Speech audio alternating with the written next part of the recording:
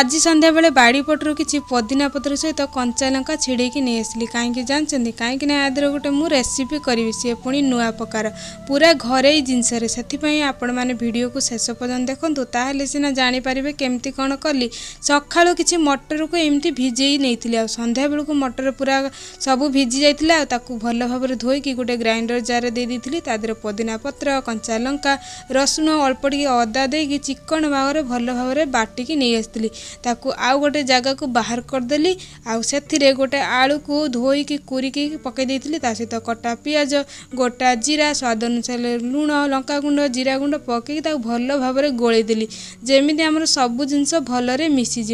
एपटे कड़ई रे तेल देकी गरम होगापाई छाड़देली आ तेल आमर भल भाव गरम है सेगुड़ा को बरार सेप देकी छाणियापाई छाड़देली आ लाल लाल कर सब गुड़ाक छाणिकी बाहर करदेली आ यार बास्ना एत बढ़िया आसला जे घर सारा पूरा महकुला आम राज तो ट्यूशन जाइला आसिक कहे काकी कौन छाणीच ना एत जोर कौन घर महकुची आमे तो संध्या बेले पुदीना चटणी सहित एंजॉय करथिला आ यार टेस्ट पूरा गजब प्रकार थिला। आपण माने एमती थरे मटर बरा करचंती कि जदि करचंती कमेंट रे कहंतु आ जदि न करचंती ताले करिक थरे खांतु वीडियो भल लागितले लाइक टे कर दियंतु आ चैनल रे नुआ थिले सब्सक्राइब करंतु।